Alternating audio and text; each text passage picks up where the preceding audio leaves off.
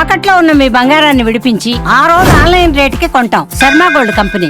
నమస్కారం, మీరు చూస్తుంది సుమన్ టీవీ. నేను మీ కీర్తి. నాతో పాటు ప్రముఖ ఆస్ట్రాలజర్ గోనుకుంట్ల సురేష్ గారు ఉన్నారు. నమస్తే అండి. నమస్కారం అండి కీర్తి గారు.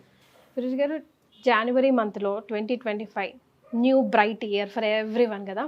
సో అందులో భాగంగా ద్వాదశ రాశుల వారికి సంబంధించి తెలుసుకుంటాం. ఇప్పుడు కుంభరాశి వాళ్ళకి మనకు మహర్షులు ఇచ్చిన గొప్ప జ్ఞానం జ్యోతిష జ్ఞానం అండి. ఇది ఎందుకు మనకు ఉపయోగపడుతుంది అంటే మనం లైఫ్లో చేయాల్సిన ఇంపార్టెంట్ పనులకి ఎంత అనుకూలమైన పరిస్థితులు ఉంటే అంత ప్రతికూల పరిస్థితులు కూడా ఉంటాయండి.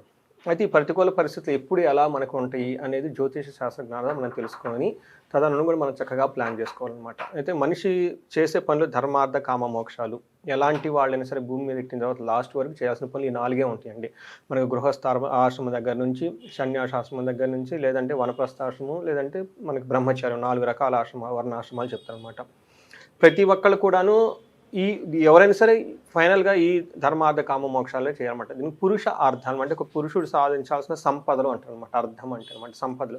అయితే వీటి సాధించేటప్పుడు చాలా ప్రతికూలమైన పరిస్థితులు ఉంటాయి కాబట్టి జనాలు ఎక్కువగా ఇబ్బంది పడకుండా మనకి బ్రహ్మ మొదలైన మహర్షులు గొప్ప గొప్ప దేవుళ్ళు వీళ్ళంతా మనకి మహర్షుల ద్వారా వశిష్ఠ మహర్షి, నారద మహర్షి గొప్ప మహర్షుల ద్వారా మనకి బ్రహ్మ నుంచి డైరెక్ట్గా మనకు వచ్చిన ఒక జ్ఞానం అండి, జ్యోతిష జ్ఞానం. ఇది రహస్యాతి రహస్యంగా పెట్టిన రహస్యం అండి. ఇది జనరల్గా ఈ జ్ఞానం అందరికీ అర్థం కాదు. బట్ ఎవరైతే ఈ జ్యోతిష జ్ఞానం నేర్చుకుంటారో, వాళ్ళని ఫాలో అవుతారో వాళ్ళకి శోకం ఉండదని చెప్తారనమాట. అంటే మనకి టైం టు టైం ఇది ఇండికేట్ చేస్తుంది ఎక్కడ పాజిటివ్గా ఉంటుంది, ఎక్కడ నెగిటివ్గా ఉంటుంది అని చెప్పేసి.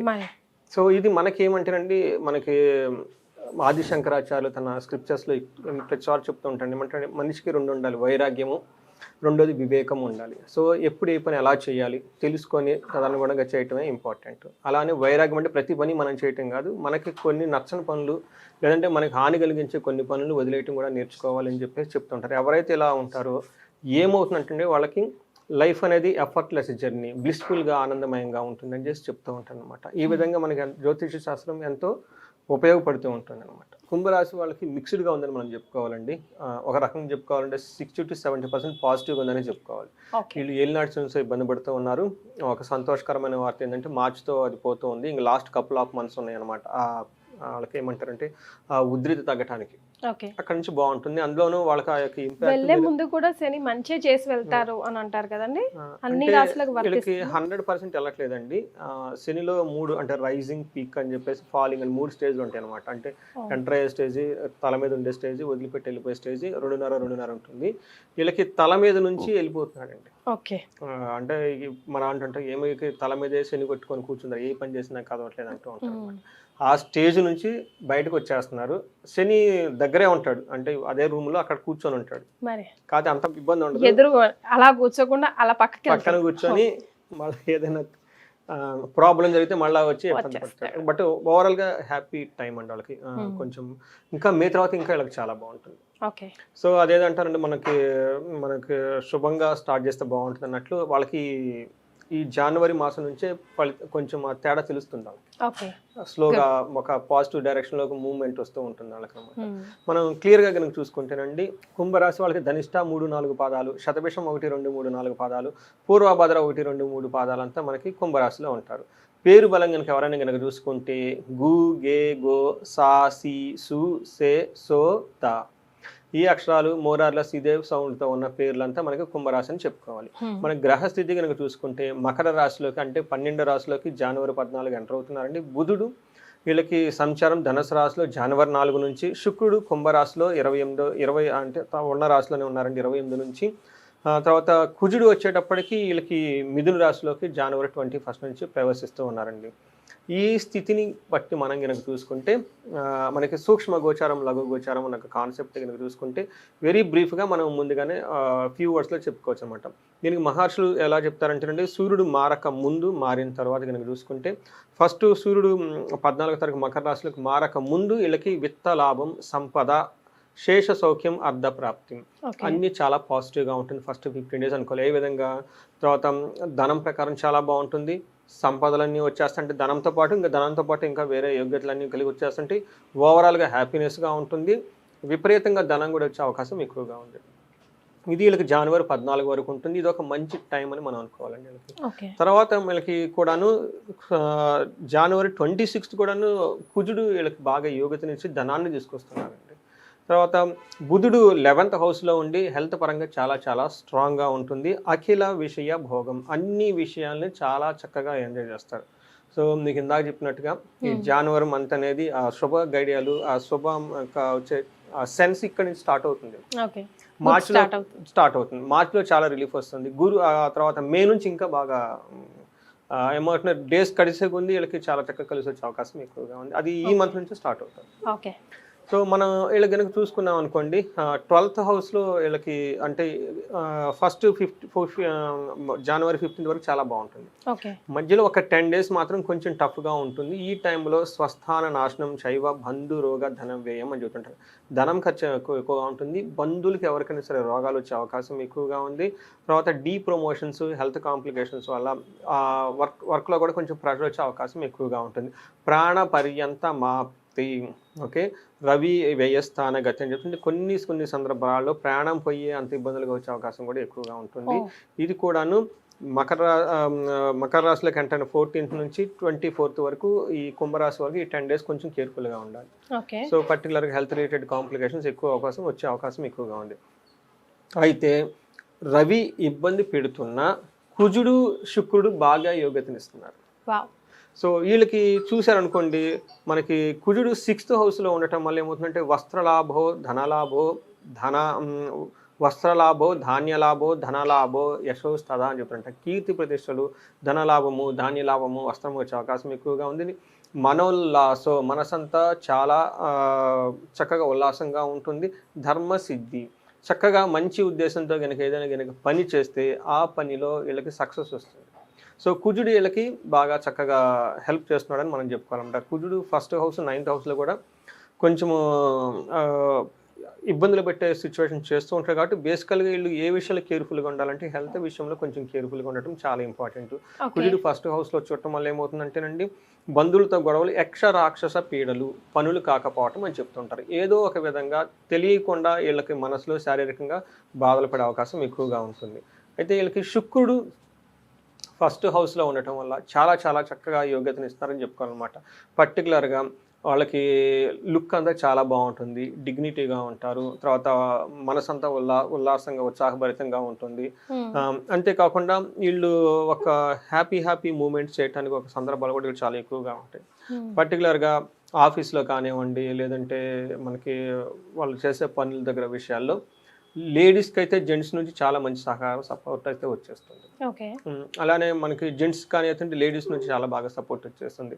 అంటే వీళ్ళు ఒక ఫ్యామిలీతో కానివ్వండి, బయట కానివ్వండి, అందరినీ కలుపుకొని పోయే ఒక మెంటాలిటీ వీళ్ళు బాగా డెవలప్ అవుతుంది. ఫుడ్ కూడా చాలా చక్కగా తిండి హ్యాపీగా ఉండే అవకాశం ఎక్కువగా ఉంది. వీళ్ళు ఈ టైంలో ఒంటరిగా చేసేది కంటే అందరితో టీం వర్క్ కలుపుకొని చక్కగా చేస్తే, అందరితో కనుక కలుపుగోలుగా వెళ్ళగలిగితే సక్సెస్ వీళ్ళదేనండి ఈ మంత్రం. మాకు అదే మీకు చెప్పాను కదా, కుంభరాశి వాళ్ళకి ఇప్పటి నుంచి శుభ గడియలు స్టార్ట్ అయిపోతూ ఉంటాయన్నమాట. అప్పటిదాకా భార్యాభర్తలు కూడా ఎవరైనా గొడవ పడే వాళ్ళు ఉంటే ఈ టైంలో వాళ్ళకి కలిసే అవకాశం ఎక్కువగా ఉంటుంది. ఎందుకంటే ఏలినాటి ప్రభావంలో భార్యాభర్తలు గొడవలు ఇడిపోయే వాళ్ళు చాలా మంది ఉంటారు. సో మరి నక్షత్రాల ప్రకారంగా ఎలా ఉందండి? నక్షత్రం ప్రకారం మనం చూసుకుంటేనండి, ధనిష్ఠా నక్షత్రం వాళ్ళకి 3 విషయాల్లో చాలా బాగుంది, 2 విషయాల్లో చాలా ఛాలెంజింగ్గా ఉంది. ఏ విషయంలో బాగుందంటే ఫస్ట్ వీళ్ళు అన్ని ఫంక్షన్స్లో అటెండ్ అవుతారండి ధనిష్ఠా నక్షత్రం వాళ్ళు. సో వీళ్ళు ఈ మంత్ అంటే ఇదేంటో బాబు ఎన్ని ఫంక్షన్లు ఉన్నాయి అనుకునే విధంగా ఉంటుంది అనమాట. ఫుల్ క్యాలెండర్ అంతా బిజీ అయిపోతారు. తర్వాత సౌఖ్యంగా ఉంటుంది, ఎక్కడ ఇబ్బంది పడే అవకాశం, లాభప్రదం కూడా ఉంటుంది. సో 2 విషయాలు ఛాలెంజింగ్ ఉంటుంది. ఒకటి మృత్యుభయం ఉంటుంది, 2 ధనహీనత ఉంటుంది. సో వీళ్ళకి ఇంకా ధన ప్రవాహం అయితే వస్తూ స్టార్ట్ అయింది, కానీ అంత వీళ్ళ రిక్వైర్మెంట్లు అన్నీ కలిపెట్టా ఉండదు. ఎందుకంటే ఏలినాటి ప్రభావం ఉండటంతో ధనానికి సంబంధించిన ఆదాయాలన్నీ వీళ్ళకి క్లోజ్ అయ్యి ఉంటాయి. ఇప్పుడే డోర్స్ అన్ని ఓపెన్ అవుతూ ఉంటాయి. కాబట్టి ఇలా రాగానే అలా ఖర్చు కూడా ఎక్కువ పోతూ ఉంటుంది. బట్ ఆ ప్రవాహం ఇంకా మే తర్వాత ఇంకా బాగా వస్తుంది. కాబట్టి ఒక అంగల పోతూ ఉంటే డౌన్ టు లైన్ స్లోగా వాళ్ళకున్న అప్పులన్నీ, లేదంటే వాళ్ళకి అన్ని రిక్వైర్మెంట్స్ తీరిపోయి ధనం నిల్వ ఉండే అవకాశం కూడా ఎక్కువగా ఉంటుంది. బట్ స్టార్టింగ్ పాయింట్ ఎక్కడి నుంచి స్టార్ట్ అవుతుంది. శతభిష నక్షత్రం వాళ్ళకి కూడాను 3 విషయాల్లో చాలా బాగుంటుంది, 2 విషయాల్లో ఛాలెంజింగ్ ఉంటుంది. ఫస్ట్ ఎక్కడ బాగుంటుంది అంటే వీళ్ళకి లాభప్రదంగా ఉంటుంది. ఈ మంత్ అంతా వీళ్ళకి మంత్ ఎండ్లో చాలా జయప్రదంగా అన్ని ముగిస్తారు. అంటే చాలా రోజుల తర్వాత మనకి జయం వస్తుంది.